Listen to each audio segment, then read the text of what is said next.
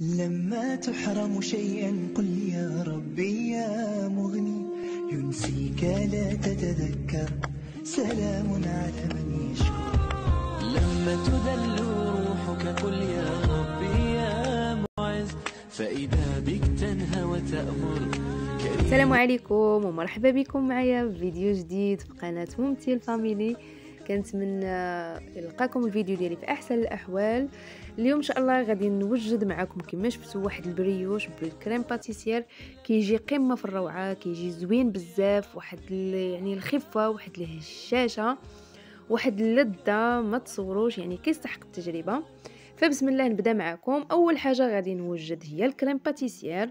عندي نص لتر ديال الحليب، درت معاها 3 ديال المعالق تقريبا كبارين ديال سنيده، وغادي ندير 3 ديال المعالق كبار عامرين مزيان حتى ل 3.5 ديال الكريم باتيسير اللي كتكون موجوده كتباع. باش يجينا عاقد هذا الكريم باتيسير غادي ندير قشره ديال الحامض محكوكه، اللي توفرت له النكهه ديال الحامض يديرها، فكتجي فيها النكهه ديال الحامض زوينه بزاف. واحد الفاني. غادي ندير كلشي على البوطه كما كتشوفوا يعني حتى يعقد ليا. وغادي ندير واحد المعلقه صغيره ديال الزبده باش تخلينا واحد الطراوه لهذا الكريم باتيسير.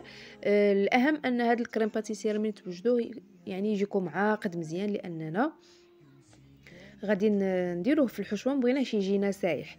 من بعد غادي نضيف ديك الكيس ديال الفاني، وغادي نغطي الوجه ديال الكريم باتيسير هكا، يعني ديك البلاستيكه تلامس لينا الوجه ديال الكريم باتيسير باش ما تجيناش ديك الطبقه فيها. كاين اللي كيوجد الكريم باتيسير كيزيد له جوج ديال البيضات، ديال الاصفر البيض عفوا، انا وجدته غير هكا عادي. من بعد غادي ندوز معكم لوجد العجين. فحاجتي الكاس ديال الحليب، كاس العنبه، 3 ديال المعالق حتى ل 3.5 على حسب الحلاوه ديال سنيده. غادي نضيف ليها واحد الملعقه ونصف ديال الخميره حبيبات، لان دابا الجو ما بقاش يعني سخون، يعني متقلب. بالاخص انا نهار اللي وجدته يعني كان الجو مضبب وبارد شويه، فداكشي علاش درت يعني معلقه ونص ديال الخميره حبيبات، اللي توفرت له الخميره الطريه فيديرها.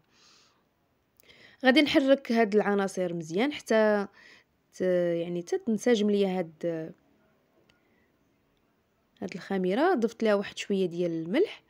غادي نضيف دابا واحد الكاس مع مرش ديال الزيت، يعني انا كنعبر بكاس العنبه، غير انا كنخدم هاد الكيسان فقط. غادي نحرك مزيان وغادي نبدا نضيف. غادي ندير اولا ملعقه ديال الخل، اي خل توفر لكم، معلقه هكا عامره كتعطينا واحد الخفه العجين.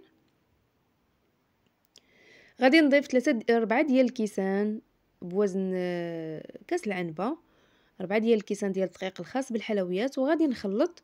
وغادي نضيف يعني الدقيق غادي نبقى نضيفه تدريجيا، ما غاديش نضيفه دفعه. فهاد الوصفه احتاجت ليها 6 ديال الكيسان ونص، يعني 600 غرام 650 غرام ديال الدقيق. انا خدمت الكاس بالنسبه للناس اللي ما عندهمش الميزان، فانا يعني احتاجيت 6 ديال الكيسان ونصف. ولكن كيبقى عينكم ميزانكم، يعني كل دقيق كيختلف يعني على حسب الدقيق اللي عندكم. غادي نخدم دابا يديا وغادي باش نعرف راسي شنو هو يعني الدقيق اللي غادي تحتاج ليا العجينه، ونعطيوها شويه ديال الحب والحنان لهاد العجينه باش يجينا هاد البريوش اللي على شكل البان سويس. وغير هو ما مورقش، يعني ما غاديش نورقوه، ولكن راه كيجي على شكل بان سويس، كيجي زوين بزاف صراحه والله. غير جربوه كيجي غزال. فكما شفتوا انا زدت يعني نص كاس اللي كان بقى. فكما قلت لكم هاد العجينه ما كنحتاجوهاش كاع ندلكوها ولا شي حاجه، يعني صافي غير كندخل هذاك الدقيق وكنحس بالعجينه ديالي ما بقاش فيها دوك الحبيبات صافي، وكنديرها في هكا شي بواطه ونغطيها. غادي ندهن لها الوجه ديالها بالزيت، هذاك شويه اللي كان بقى ليا في الكاس، وغادي نخليها تختمر. فكما قلت لكم هاد العجينه ما كنحتاجوش لها نهائيا اننا ندلكوها بزاف. من بعد ما يعني دازت تقريبا انا خليتها تقريبا ساعه، يعني مشيت نقضي شغلي، و يعني ملي جيت لقيتها خمرت غادي نبدا دابا نشكل فيها. غادي نقسمها على 4 ديال الكرات، تقدروا تقسموها غير على 3، انا غير على حساب يعني طاوله العمل عندي صغيره بالنسبه للتصوير. غادي نقسمها هكا على 4 وغادي نبدا نطلقها على شكل مستطيل. غادي نحاول انني نرش بعدا شويه سطح العمل بالدقيق، وغادي نحاول نبسطها على شكل مستطيل.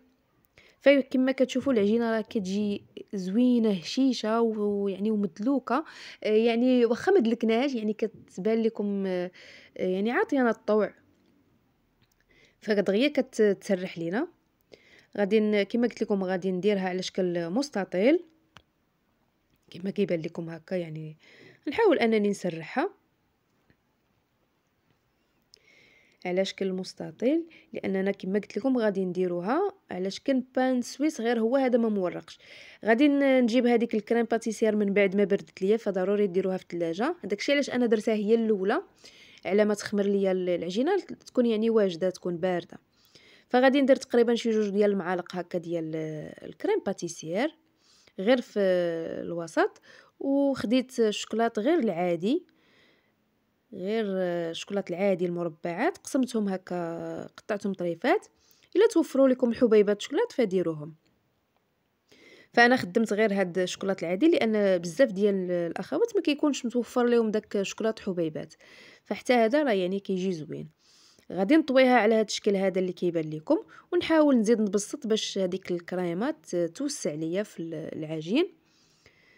فداكشي علاش يعني الكريم باتيسير خصها تكون عاقده، داكشي علاش درنا ديك 3 ديال المعالق كبار تقريبا ونص فار ديال البيضه، درت مع شويه ديال قهوه سريعه الذوبان، وخففتها شويه ديال قطرات الحليب ولا قطرات ديال الخل اللي بغيتو. وغادي ندهن الوجه ديال هاد البريوش، ولا نقدروا يعني نقولوا انه بحال بان سويس، ولكن بان سويس كيكون مورق بالزبده، ولكن الصراحه راه كيجي زوين بزاف. هاد العجين في هاد المرحله ما غاديش نحتاجوا اننا يعني نخمروها ولا غادي نديروا لها الخميره، فمباشره غيكون عندي الفران سخون غادي ندخلها ليه، فهي كيتضاعف الحجم ديالها. داكشي علاش انا درتهم صغارين. فمن دابا غادي ندوز نزين هاد القطع.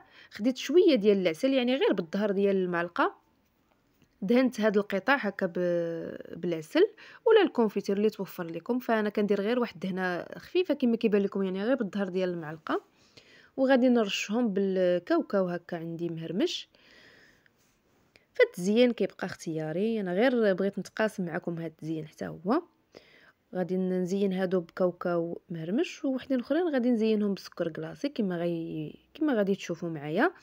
فانا خديت هكا واحد القطع ديال الورق اللي درتهم على شكل مستطيل بحال هكا، ويعني ودرتهم مخالفين، وغادي نبدا نغربل هكا سكر كلاصي من الفوق.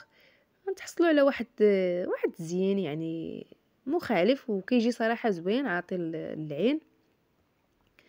فكنتمنى هذا الفيديو يعجبكم، وهاد الوصفه ديال البريوش على شكل بان سويس بالكريم باتيسير يعجبكم وتجربوه. صراحه راه كيجي زوين وكيجي خفيف وهشيش، مع اننا ما دايرين فيه لا زبده لا بيض، يعني المقادير ديالو بسيطه ومتوفره في جميع البيوت. فصراحه زوين، غير جربوه كيجي الشكل ديالو زوين. وصفه في المتناول يعني اقتصاديه، ما فيهاش بزاف ديال المقادير، ما عدا داك الكريم باتيسير اللي كنديرو. وبالنسبه للشوكولات يعني اللي ما بغاش يدير الشوكولات من الداخل تقدروا ديروا الزبيب، تقدروا ديروا تمر مقطع، المكسرات، فاللي يعجبكم. هذا هو الشكل النهائي ديال البان سويس ديالنا على شكل البريوش بالعجينه ديال البريوش، كيجي صراحه زوين بزاف. الى اللقاء في فيديو اخر ان شاء الله. استودعكم الله الذي لا تضيع ودائعه. السلام عليكم ورحمه الله وبركاته. لما تحرم شيئا قل يا ربي يا مغني، ينسيك لا تتذكر، سلام على من يشكر. لما تذل روحك قل يا ربي يا معز، فإذا بك تنهى وتأمر، كريم لما يغفر. لما يكسر قلبك قل يا ربي يا جبار، فإذا بالكسر يجبر، قادر على ما لا يقدر. لما تصير مرا قل يا ربي يا الله. يمتلئ قلبك سكا وهاب لما تصبر. لما تحرم شيئا قل يا ربي يا مغني، ينسيك لا تتذكر، سلام على من يشكر. لما تذل روحك قل يا رب